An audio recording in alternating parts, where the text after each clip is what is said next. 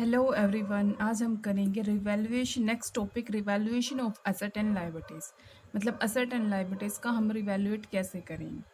जैसे नया साझेदार एंट्री करता है तो वो ये जानना चाहता है कि क्या एसेट और लायबिलिटीज़ का रिवैल्यूएट किया गया है या नहीं किया गया है।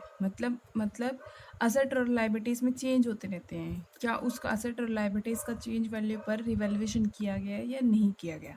और ओल्ड पार्टनर भी ये चाहते हैं कि ना टाइम जाने के साथ साथ एसेट और लायबिलिटीज़ को में जो चेंज आया है ना उसको उनका उचित उनकी एक अकाउंटिंग की जाए।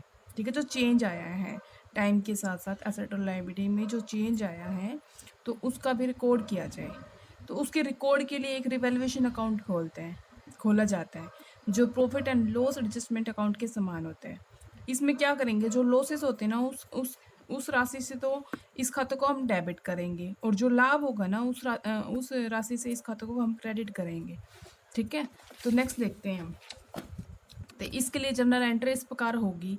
संपत्तियों का मूल्य कम होने पर, अगर संपत्तियों का मूल्य कम हो जाता है तो कम हुआ तो लॉस हुआ ना, तो इसको क्या कर देंगे हम ऐसे उसको रिवैल्यूएशन अकाउंट को संपत्तियों का मूल्य कम होने पर, संपत्तियों का मूल्य अगर कम हुआ है तो हम क्या करेंगे, एसेट को हम क्रेडिट कर देंगे। ठीक है, एसेट को हम क्या कर देंगे, क्रेडिट, और रिवैल्यूएशन अकाउंट को क्या कर देंगे, हम डेबिट कर देंगे। ठीक है, संपत्तियों का मूल्य कम होने पर, देखो इसने बोला था कि हानियों की राशि से इस खाते को डेबिट किया जाता है और लाभ की राशि से इस खाते को क्रेडिट किया जाता है। देखो संपत्तियों का मूल्य कम हुआ है, इट मीन्स लॉस हुआ है, तो लॉस होने से रिवैल्यूएशन अकाउंट को क्या कर देंगे, डेबिट कर देंगे।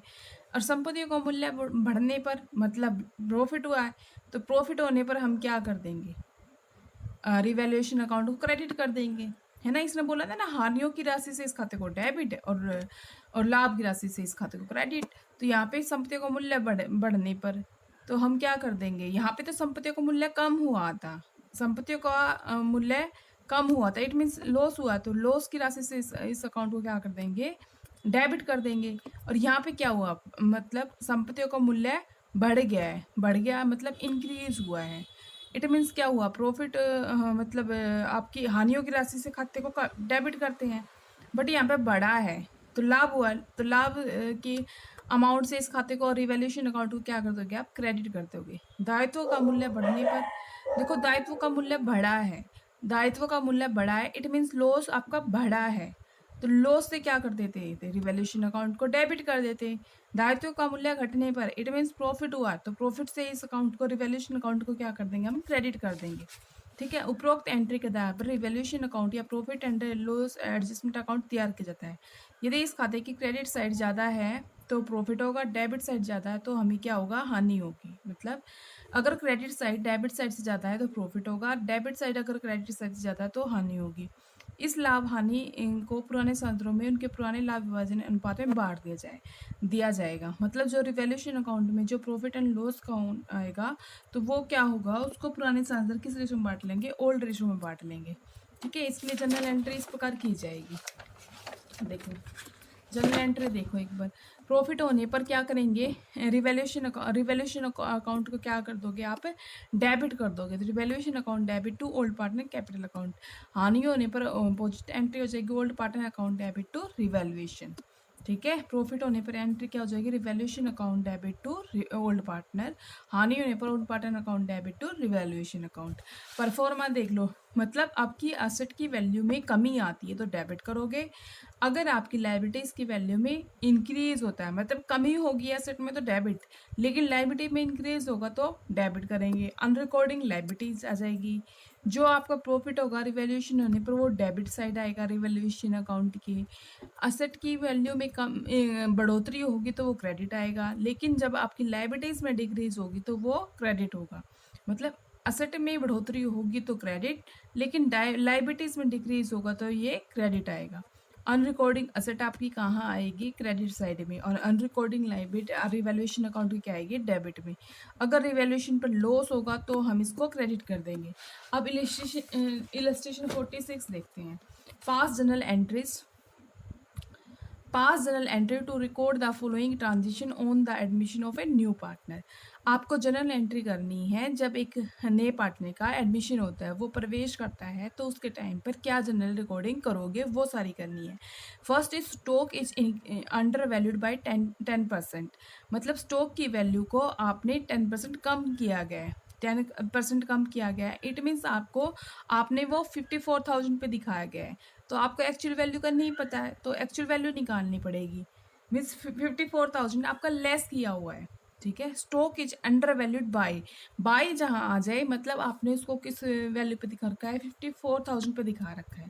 ठीक है, मतलब 10% आपने लेस करके दिखा रखा है, 10% है ना, तो 10% आपने लेस करके दिखा रखा है, तो यहाँ पे एक्चुअल वैल्यू निकाल लोगे स्टॉक की। अब देखो, stock is under valued bye 10%। Under valued मतलब ज़्यादा वैल्यू पर दिखाया गया है। ज़्यादा वैल्यू का मतलब क्या है, जो ये 66 प्राइस है आपका, 100 प्लस में 10, 110 रुपये पर आपका स्टॉक की वैल्यू कितनी है, 66 पे। ठीक है, 66,000 है, तो एक्चुअल वैल्यू निकाल लोगे स्टॉक की, तो उसके अकॉर्डिंग जो इंक्रीज हुई है डिक्रीज हुई है उसको कैलकुलेट कर लोगे। ठीक है, फिर नेक्स्ट है, value of land and building is to increase to 5 lakh, book value rupees 4 lakh. Value देखो, इज टू बी इंक्रीज मतलब उसको कितना इंक्रीज किया गया, इंक्रीज किया गया 5 लाख किया गया, बुक वैल्यू कितनी है, 4 लाख है। तो इट मीन्स कितना इंक्रीमेंट हुआ, 4 लाख से 5 लाख हुआ, इट मीन्स 1 लाख का इंक्रीज हुआ लैंड बिल्डिंग में। और वो तुम्हें पता है इंक्रीज होगा तो असेट में कहाँ आ जाएगा, आपका क्रेडिट साइड में रिवैल्यूएशन अकाउंट के। फिर नेक्स्ट देखो, a value of land and building is to be increase by 5 lakh, book value 4 lakh, मतलब इंक्रीज बाय है, मतलब आपको कितने से बढ़ाना है, 5 लाख से ही बढ़ाना है उसको। ठीक है, बाई जहाँ आ जाए, मतलब ये जो 5 लाख है उससे ही हमारी बढ़ी हुई है। फिर नेक्स्ट देखो, एक debtor was due of 40,000 was return off as bad debts. एक देनदार है जिसके 40,000 हमने पेमेंट करने थे और वो बैड डेप्स हो गया, मतलब वो पेमेंट नहीं कर पा रहा था लास्ट ईयर से, तो पेड 30,000 इन फुल सेटलमेंट। मतलब उसको कितनी पेमेंट करनी थी, 40,000 की, लेकिन वो कितनी कर रहा है, 30,000। इट मीन्स 10,000 उसने हमें पेमेंट नहीं की है। ठीक है, 40,000 में से ओनली उसने कितनी पेमेंट की है, हमें 30,000 की पेमेंट की है देनदार ने। इट मीन्स हमें कितना मिला, 30,000 मिला है। ठीक है, देनदार से हमें कितना मिला, 30,000। An old customer which account was return off as bad debts and has promise to pay 15,000 in full settlement of his account of 25,000। ये बोल रहा है एक ओल्ड कस्टमर था जिसके पैसे डूब गए थे और उसको कितने हम इससे पेमेंट करने डूब गए थे, वो कितने थे, 25,000 डूब गए थे, लेकिन हमें 15,000 मिला।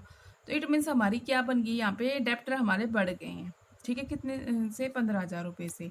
नेक्स्ट देखो, liabilities for claim included in creditor for 20,000 is settle at 16,000।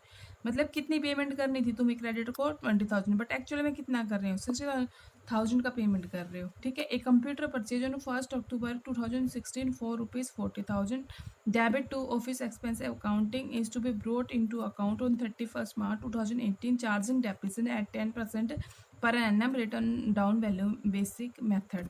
एक कंप्यूटर खरीदा आपने 1 अक्टूबर 2016 को, जिसकी अमाउंट कितनी है, 40,000, वो डेबिट कर दिया गया है ऑफिस एक्सपेंसिव अकाउंट में।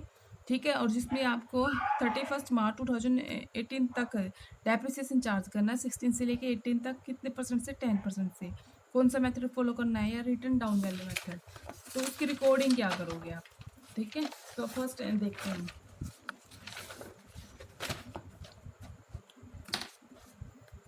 देखो पहले आपका क्या किया गया था, स्टॉक की वैल्यू। देखो फर्स्ट एंट्री में क्या था, stock is under valued bye 10%। Under value का मतलब क्या है, जो बाई आ जाए ना, तो मतलब हमने क्या कर रखा है, उसमें से लेस करके दिखाया गया है।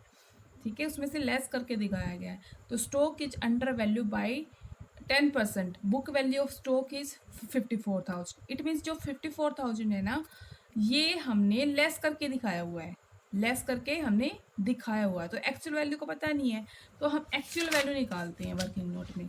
ठीक है, वर्किंग नोट में हम क्या निकालते हैं, एक्चुअल वैल्यू ऑफ स्टॉक। तो इसका निकालते हैं actual value of stock, actual value of stock.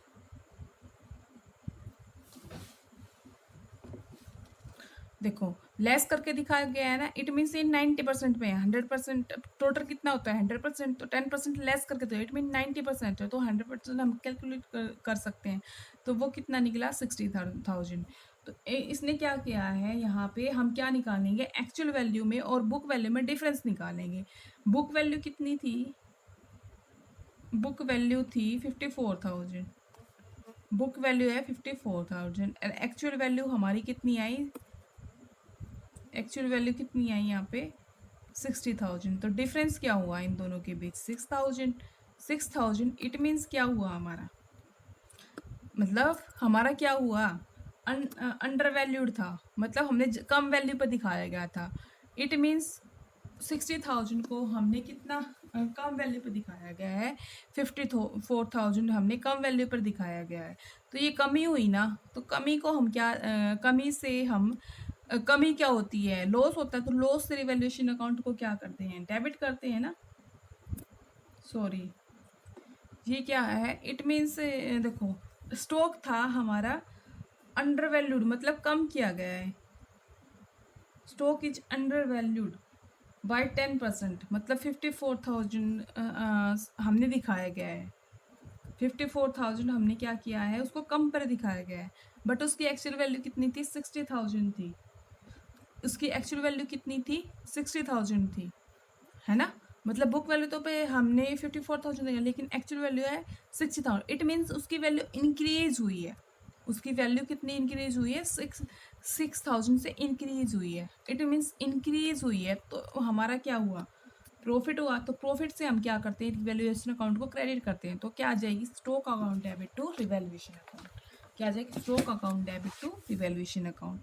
तो फर्स्ट एंट्री क्या हो जाएगी, stock account debit to revaluation account, stock account debit to revaluation account, debit to revaluation account.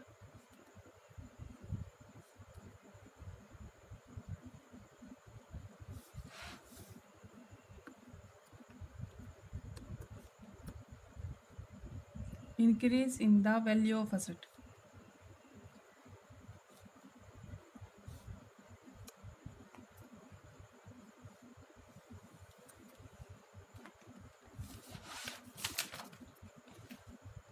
Next देखते हैं, stock is over valued by 10%। Over valued का मतलब है कि 60,000 हमने ओवर वैल्यूड दिखाई गई है, मतलब ये 110 रुपये पे है, तो 100% पे निकाल लेंगे। ठीक है, तो हम इसका वर्किंग नोट देखते हैं। एक्चुअल वैल्यू ऑफ स्टॉक,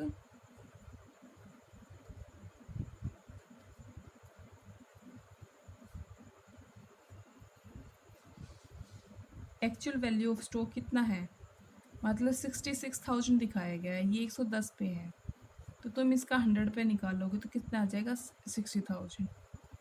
ठीक है, तो एक्चुअल वैल्यू 60,000 और बुक वैल्यू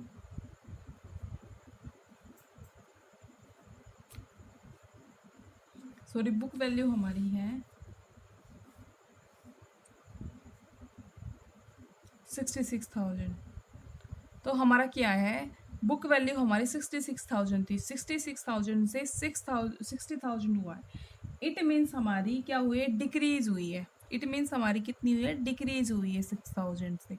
अगर हमारी स्टॉक की वैल्यू डिक्रीज होती है, इट मीन्स डिक्रीज का मतलब क्या, लॉस होता है, तो लॉस को क्या कर देते हैं हम, रिवैल्यूएशन अकाउंट को डेबिट करते हैं। तो एंट्री क्या जाएगी, revaluation account debit to stock account. तो एंट्री क्या बन जाएगी यहाँ पे, revaluation account debit to stock account.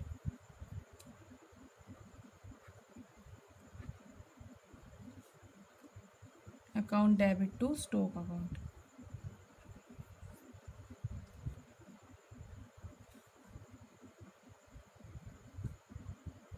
Decrease in the value of asset.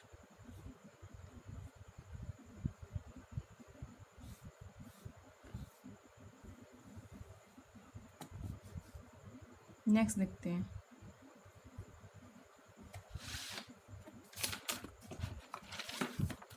Next point देखते हैं, value of land and building is to be increase to 5 lakh, book value है 4 lakh. It means book value कितनी है 5 लाख, इंक्रीज टू वर्ड आया हुआ है, क्या हुआ है यहाँ पे, टू। टू का मतलब क्या है, 4 लाख है, बट हमने कितना उसको 5 लाख पे दिखा दिया। इट मीन्स वो कितनी इंक्रीज हुई है, 1 लाख से इंक्रीज हुई है।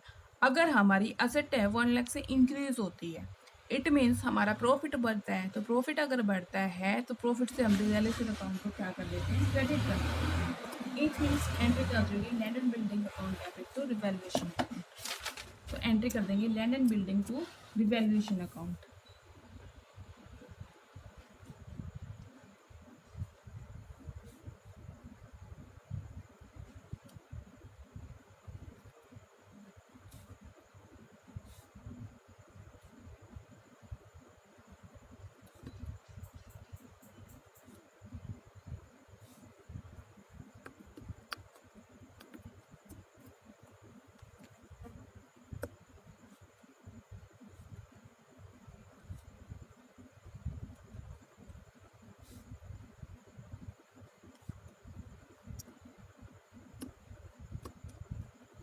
ये आ जाएगा 6000। देखो यहाँ पे ये 6000 है, ये 6000 आएगा, 6000 था, ये 6000, ये 1 लाख आ जाएगा। 1 लाख से हुई ना 5 लाख का, और 4 लाख का डिफरेंस कितना होता है, 1 लाख। तो ये 1 लाख आ जाएगा।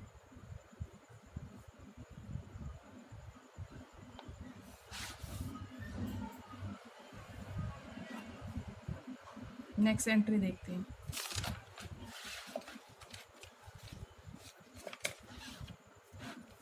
A value of land and building is to be increased by 5 lakh. Book value है 4 लाख, मतलब हमें इंक्रीज करना है 5 लाख से ही उसको। ठीक है, 5 लाख से ही हमें क्या करना है, उसको इंक्रीज करना है।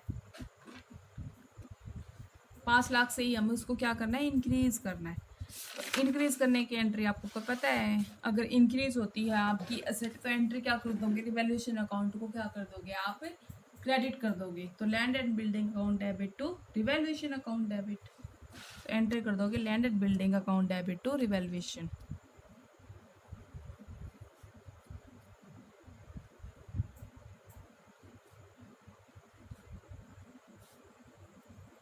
To revaluation account.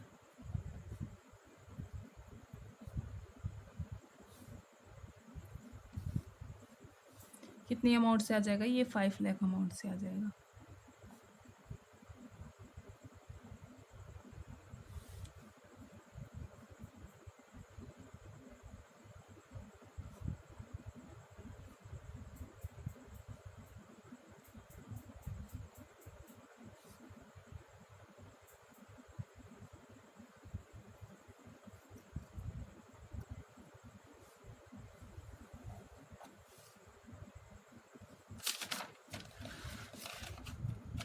नेक्स्ट देखते हैं, a debtor was due 40,000 was return off as bad debts last year paid 30,000 in full settlement.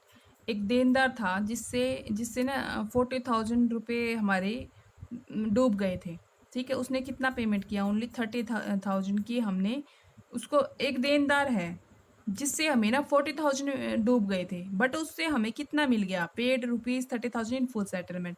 मतलब फुल सेटलमेंट कितनी थी उसकी, 40,000 की, उसमें से हमें कितना रिसीव हुआ, 30,000 रिसीव हुआ। तो इट मीन्स हमारी 4,000 से हमें कम मिला, उससे देनदार से हमें 4,000 उस देनदार से कम मिला। इट मीन्स हमारी क्या हो गए, असेट कम हो गई।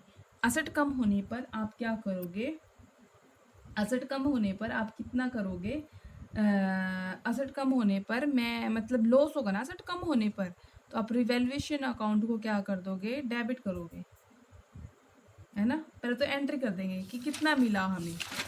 ठीक है, बैड डेब्ट जो हुआ था उससे कितना मिला, तो बैंक अकाउंट आएगा, फर्स्ट एंट्री इसकी पार्ट बना देते हैं। तो bank account debit to bad debts, debit to bad debts.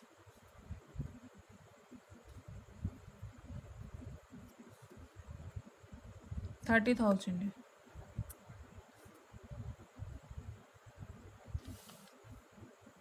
Bad debts recovered.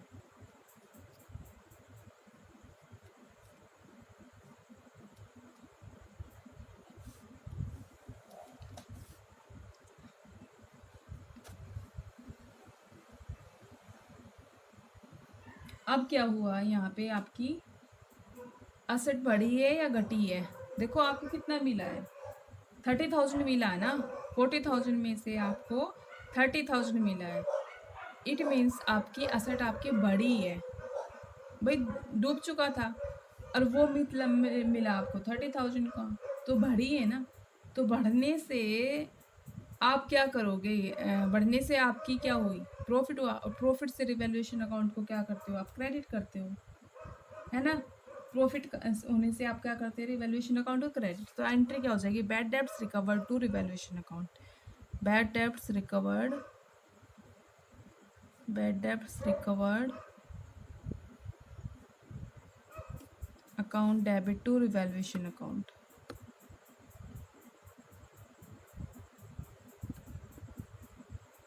Bad debts recovered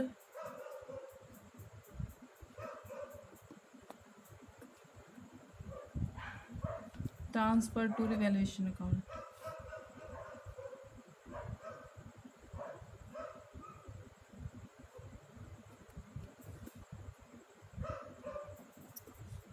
$30,000 मिला आपको। नेक्स्ट देखते हैं। An old customer whose account was written off as bad debts has promised to 15,000 in full settlement of his account 25,000। एक old customer था जिसके पैसे डूब गए थे, ठीक है, पैसे जिससे डूब गए थे, बट उसने 5,000 में से 15,000 की अभी पेमेंट कर दी। इट मीन्स आपकी क्या होगी, असेट बढ़ गई है, मतलब देनदार आपके बढ़ गए हैं। कितने से बढ़ गए हैं, 15,000 से। अगर बढ़ जाते हैं देनदार, इट मीन्स प्रॉफिट होता है। तो प्रॉफिट होने पर आप क्या कर दोगे, रिवैल्यूएशन अकाउंट को क्रेडिट कर दोगे। तो sundry debtor account debit to revaluation account. Next entry करते हैं, sundry debtor account debit to revaluation account.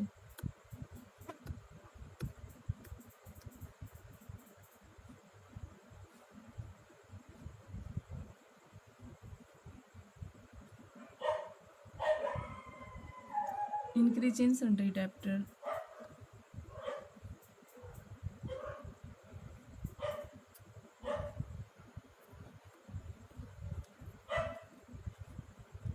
कितने था अमाउंट से, 15,000 से। नेक्स्ट देखते हैं। A liabilities for claim included in creditor of 20,000 in settle at 60,000। एक लाइबिलिटीज क्लेम की जाती है, मतलब उसको पेमेंट करनी होती है। जो क्रेडिटर है, मतलब क्रेडिटर को हमें कितना पेमेंट करना है, 20,000, बट हम कितना पेमेंट कर रहे हैं, 60,000 का कर रहे हैं। इट मीन्स हम 20,000 की बजाय हम 60,000 का कम कर रहे हैं। इट मीन्स हमारी लाइबिलिटी कितने से कम हो गई है, 4,000 से कम हो गई है। अगर लाइबिलिटीज आपकी कम हो जाती है, तो लाइबिलिटीज कम हो गई, इट मीन्स प्रॉफिट हुआ। तो प्रॉफिट होने से आप क्या कर दोगे, रिवैल्यूएशन अकाउंट को क्रेडिट कर दोगे। तो एंट्री क्या आ जाएगी, creditor account debit to revaluation account. But actual में पेमेंट किसके थ्रू कर रहे हो, बैंक के थ्रू कर रहे हो। वो कितना कर रहे हो, 60,000 के थ्रू कर रहे हो। तो क्या आ जाएगी, creditor account debit to bank account debit to revaluation account. तो एंट्री कर देते हैं यहाँ पे,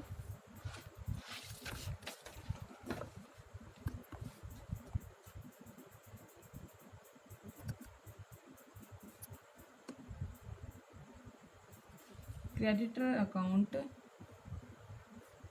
debit to bank account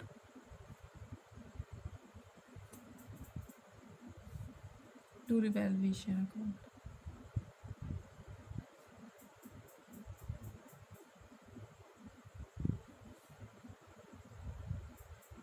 के 1000 में से आप कितना एक्चुअल में पेमेंट कर रहे हो, 60,000 का, और 40,000 आपको कम पेमेंट करनी पड़ेगी, ठीक है। कम पेमेंट आपको रिसीव हुई है। क्लेम ऑफ ₹20,000 सेटल एंड, मतलब आपको रिसीव नहीं हुआ, आपको कम पेमेंट करनी पड़ी है, मतलब ये बेनिफिट हुआ आपका, ठीक है, बेनिफिट हुआ 4,000 का। Settle at ₹60,000।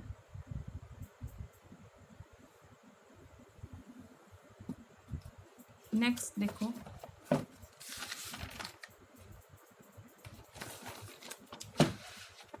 A computer purchase on 1st October 2016 for rupees 40,000 debit to office expensive account is to be brought into the account on 31st March 2018 charging depreciation at 10% per annum written down value basic method. मतलब 1 October 2016 से 40,000 को आपको कहाँ charge करनी है office expensive account में, ठीक है, और उसको कहाँ कब तक लाना है 31 मार्च 2018 तक और 10% का डेप्रिसिएशन लगाते हुए लेके आना, ठीक है। तो इसके लिए हम क्या कर देंगे, डेप्रिसिएशन चार्ज करेंगे, ठीक है। वैल्यू ऑफ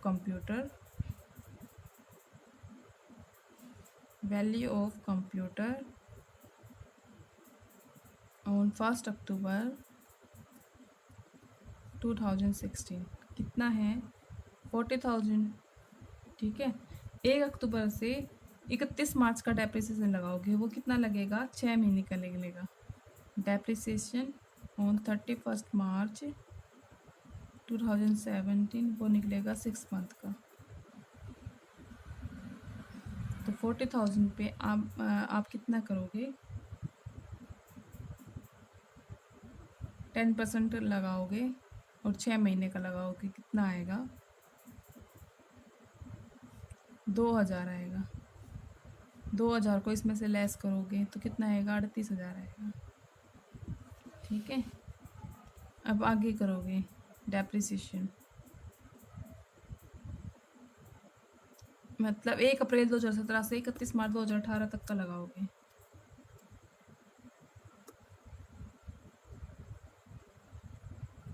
तो वो कितना लगेगा for 1 year,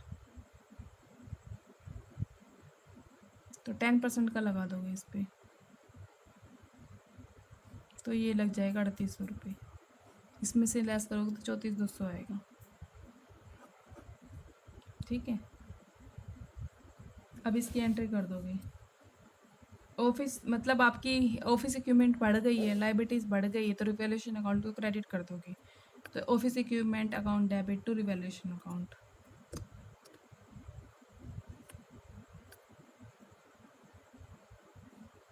debit to revaluation account.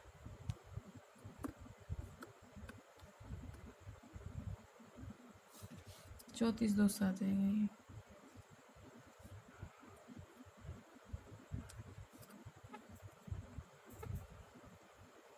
Computer wrongly debited to office expenses brought into account into account। Next question देखते हैं, illustration 47।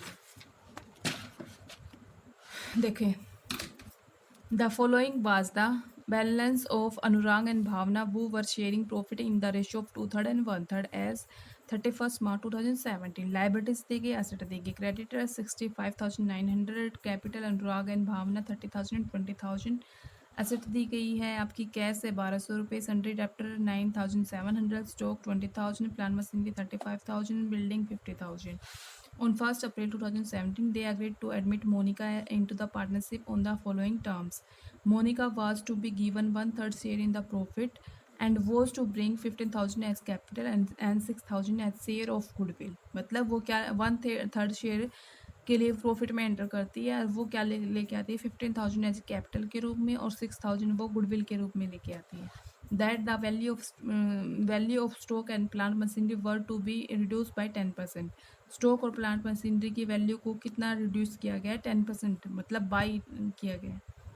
That a provision of 5% was to be credited for doubtful debts, मतलब provision आपको कितना percent लगाना है 5% का। That the building account was to be appreciated by 20%, मतलब appreciated मतलब उसको बढ़ाना है कितनी अमाउंट से 20% से, ये बाई बोला है यहाँ पे। द इन्वेस्टमेंट वर्थ 1,400, मतलब इन्वेस्टमेंट की वैल्यू कितनी है 1,400 रुपये है। Not mentioned in the balance sheet, इसको मेंशन नहीं किया गया बैलेंस शीट में। Were to be taken into the account, आपको इसको अकाउंट में लेके जाना है, ठीक है। नेक्स्ट देखते हैं point. That the amount of goodwill was to be written withdrawal by the old partner, मतलब गुडविल की अमाउंट को ओल्ड पार्टनर के द्वारा निकाल ली जाती है। pass the necessary journal entries and prepare the revaluation account and the opening balance sheet of the new firm।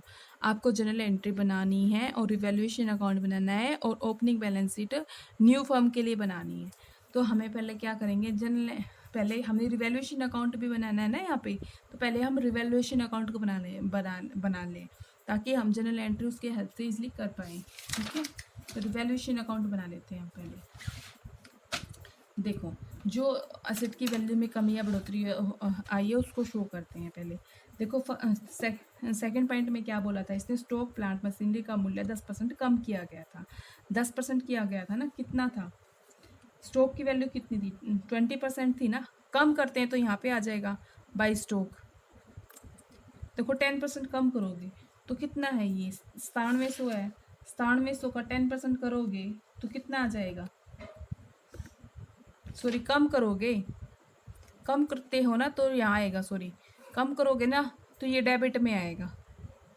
Stock के मूल्य को कम कर रहे हो ना, कम कर रहे हो, इट मीन्स कम कर रहे हो तो यहाँ आ जाएगा। जब हमने फॉर्मेट देखा था तो स्टॉक की वैल्यू कितनी कम कर रहे हो, 20,000 है, 20,000 का 10% कम कर रहे हो तो 20,000 का 10% करोगे तो 2,000 आ जाएगा।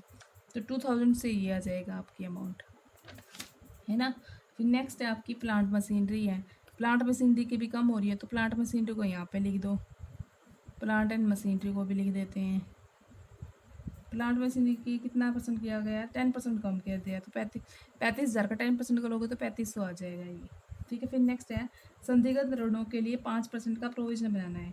इट मीन्स आपको 9700 रुपये 5% का बनाओगे, 5% का बनाओगे तो प्रोविजन बना रहे हो, संदिग्ध ऋणों के लिए प्रोविजन बनाना है। इट मीन्स आपकी लाइबिलिटीज़ बढ़ गई है, तो लाइबिलिटीज़ बढ़ गई है तो इसको हम क्या कर देंगे, यहीं पे दिखा देंगे, टू प्रोविजन फॉर डाउटफुल डेब्ट, टू प्रोविजन फॉर डाउटफुल डेब्ट।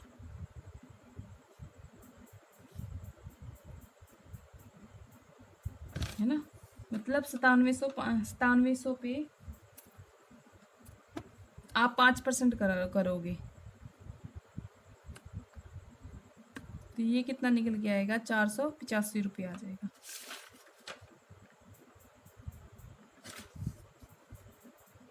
भवन का 20% अधिक मूल्यांकन करना है। देखो असेट की वैल्यू बढ़ गई है तो उसको कहाँ दिखाओगे, क्रेडिट में दिखा दोगे तो क्या आ जाएगा यहाँ पे, बाई बिल्डिंग अकाउंट।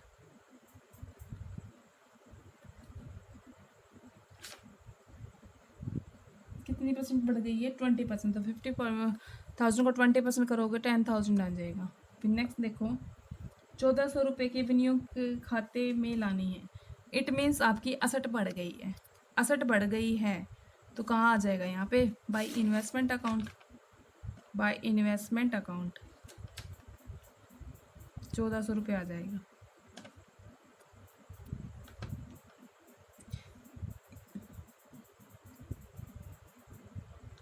अब देखते हैं 1,400 रुपये दिखा दिए, इसको ऐड करेंगे तो ये कितना आ जाएगा, 11,400। अभी इस 11,400 में से इन तीनों को ऐड करके लेस करेंगे तो वो कितना आ जाएगा, डिफरेंस 5,415 रुपये। अब इसको हम डिफरेंस को कौन बांट लेंगे, to profit transfer to old partner, to profit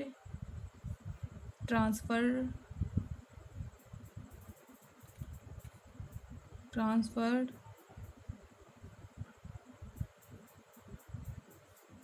to old partner. किस रेशियो में बांट लेंगे उसको, ये बांटेंगे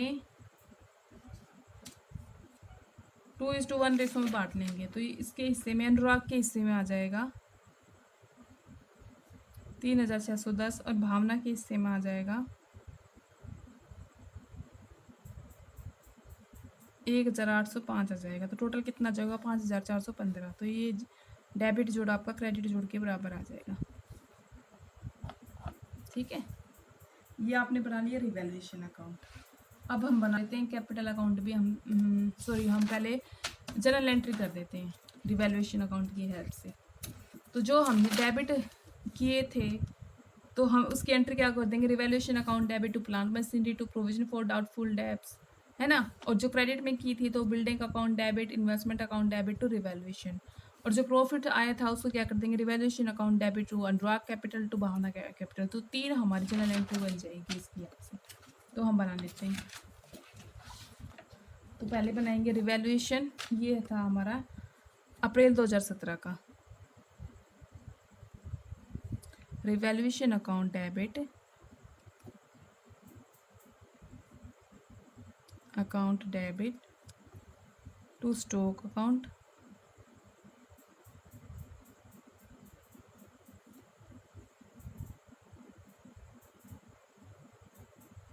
to plant and machinery account debit, to provision for doubtful debts.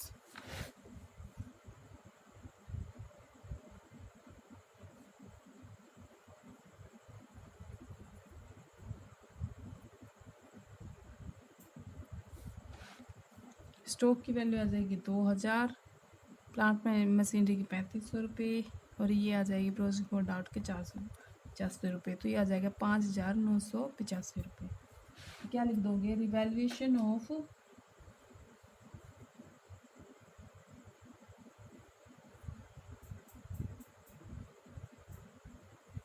in the value of asset and provision made for doubtful debt.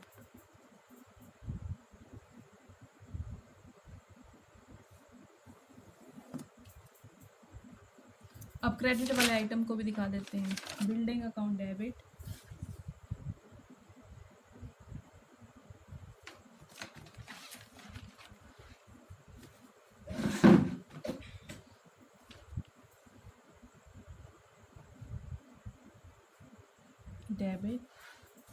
Investment account debit,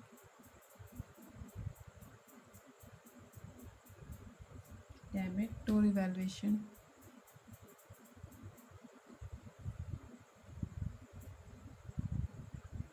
ये आ जाएगा 10,000 बिल्डिंग से, 1400 रुपये इन्वेस्टमेंट की, टोटल आ जाएगी 11,400 रुपये। The transfer of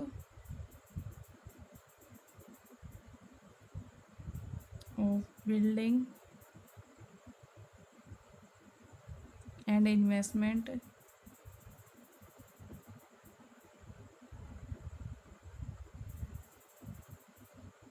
in revaluation account.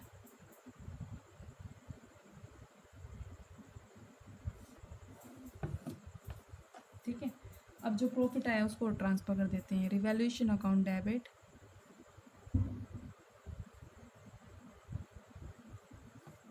To Anurag capital,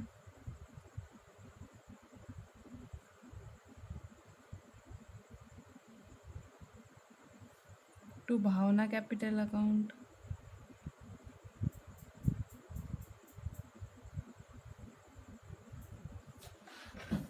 the transfer of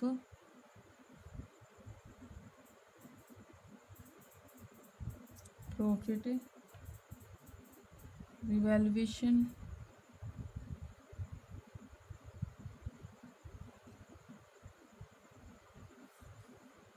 to the capital account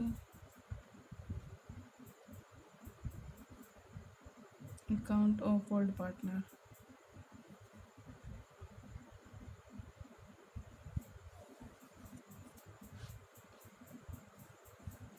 ये जगह 5,415 रुपये, इसमें जगह 3,610 रुपये और 1,805 रुपये।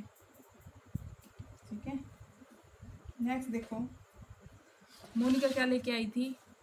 1/3 हिस्सा मिला था 15,000 कैपिटल के रूप में, तो 6,000 रुपये गुडविल के रूप में आती है, लेके आती है। ठीक है, एंट्री कर दो। Cash account debit, cash account debit to Monika capital account,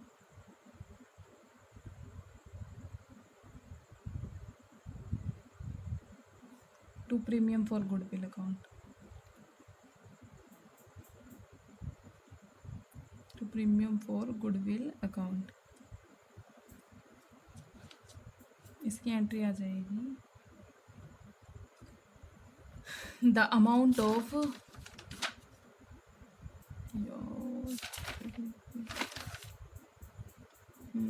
next entry करते हैं। इसको क्या करेंगे अब, वो बांट लेंगे। Premium for goodwill account debit, for goodwill account debit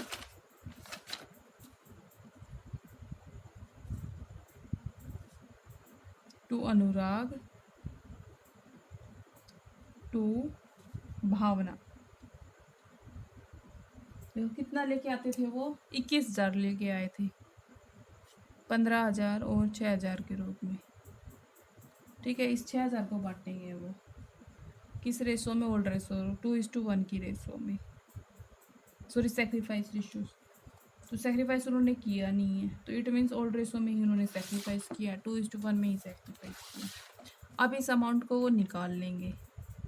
तो एक और एंट्री आएगी जहाँ स्पेस नहीं है यहाँ पे, तो यहाँ पे लिखा देती हूँ मैं, ये एक ही एंट्री आ जाएगी। इसके बाद क्या आ जाएगी, Anurag capital account, Bhavna capital account to cash account.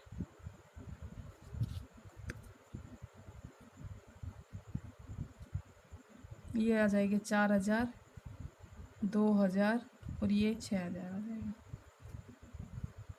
ठीक है, नेक्स्ट एंट्री क्या आ जाएगी,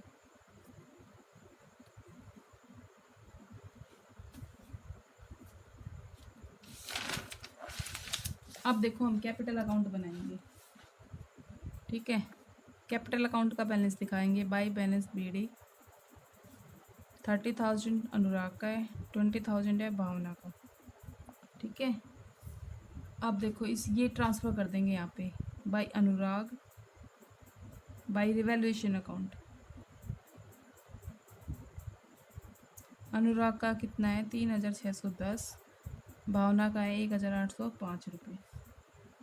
ठीक है, अब ये वाली एंट्री आ जाएगी, बाई कैश अकाउंट कितना आ जाएगा, 15,000 रुपये से, बाई कैश अकाउंट, और वो आ जाएगा मोनिका में 15,000 रुपये। ठीक है, प्रीमियम फिर आ जाएगा ये वाली entry, by premium for goodwill, by premium for goodwill.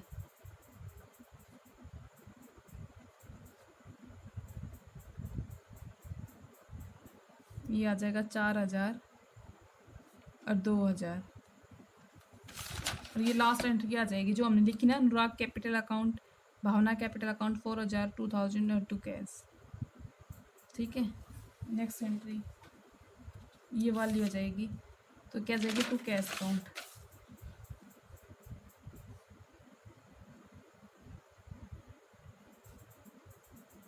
ये आ जाएगा 4,000 और 2,000। अब इसको ऐड करके, इसको ऐड करके, इसको ऐड करके इनमें से लेस कर देंगे, तो क्या आ जाएगा, 2 बैलेंस CD। तो ये आ जाएगा 33,610, भावना की में आ जाएगा 21,805 रुपये, और मोनिका में आ जाएगा 15,000 रुपये। और डेबिट साइड हमारा क्रेडिट साइज के बराबर हो जाएगा, 37,610, यह आ जाएगा 37,610, यह आ जाएगा हमारा 23,805 रुपये, यह आ जाएगा 23,805 रुपये, यह आ जाएगा 15,000 रुपये, सॉरी 15,000 रुपये, ये 4,000, 2,000 कहाँ पे लिख दी तुमने, 2,000 यहाँ नहीं आएंगे, ये आ जाएंगे यहाँ पे, तो ये आ जाएगा 15,000 रुपये, और ये भी आ जाएगा 15,000 रुपये। अब तुम क्या बनाओगे, ओपनिंग बैलेंस शीट बनाओगे।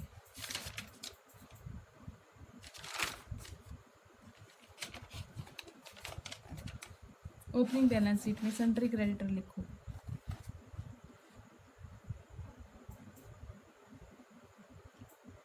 कितना आ जाएगा सन्ड्री क्रेडिटर, 65,900 रुपये। ये ऐसे कैसे आ जाएगा, फिर तुम्हारा आ जाएगा कैपिटल अकाउंट। कैपिटल अकाउंट यहाँ से उठा लो, ये जो आया हुआ है ये ट्रांसफ़र कर देंगे यहाँ पे, फिर आ जाएगा टू कैपिटल अकाउंट, अनुराग का कितना है 33,610 रुपये। और भावना का कितना है 21,805 रुपये। और मोनिका का कितना है 15,000 रुपये। टोटल आ जाएगा 70,415 रुपये। ठीक है, अब देखते हैं कैश कितना है 1,200 रुपये है, बट यहाँ पे जनरल एंट्री भी हुई थी हमारी। ठीक है, तो कैश का ही कर लेते हैं। ओपनिंग बैलेंस ऑफ कैश कितना है 1,200 रुपये। ठीक है, और कैश में हमारा कितना था 21,000 ये था, और 6,000 उसने निकाल लिया था। 21,000 ये है, तो कोई 21,000 ये है कैश का, और 6,000 इन्होंने निकाल लिया था इस एंट्री में। ये एंट्री थी Anurag capital account, Bhavna capital to cash account. Anurag में 4,000, भावना के में 2,000 और कैश अकाउंट में 6,000। थोड़ी सी स्पेस कम हो गया था यहाँ पे। क्या लिख दोगे यहाँ पे प्लस में कैपिटल्स, न्यू पार्टनर,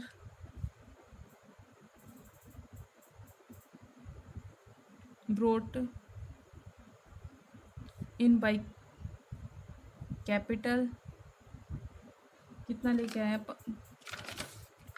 कैपिटल के रूप में लेके आया 15,000 रुपये plus new partner brought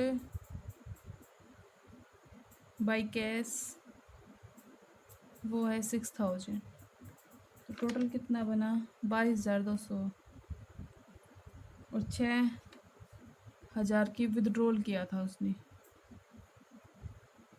drone by new partner 6,000 का। तो टोटल कितना इसमें से लेस करोगे 16,200 आ जाएगा। तो ये आ जाएगा कैश का 16,200।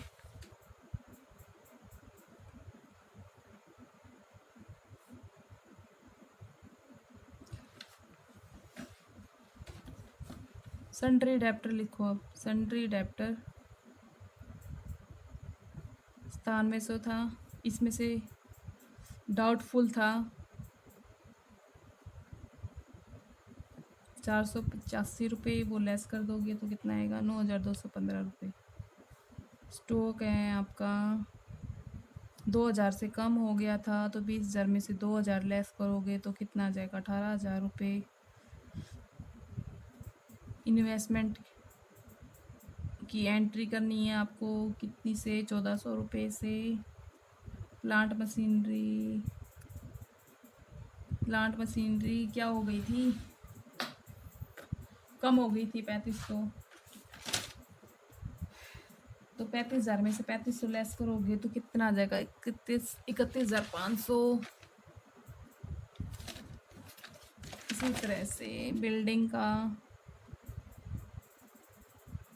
बिल्डिंग कितनी है 50,000, और बिल्डिंग की वैल्यू क्या बढ़ गई थी 10,000 से। It means 50,000 plus 10,000 60,000। अब आपका डेबिट जोड़ क्रेडिट जोड़ के बराबर आ जाएगा 1,36,315 रुपये। 1,36,315 रुपये ये आपका डेबिट जोड़ क्रेडिट जोड़ के बराबर हो गया। तो आज के लिए स्टूडेंट इतना ही काफ़ी है। अब हम करेंगे नेक्स्ट क्लास में।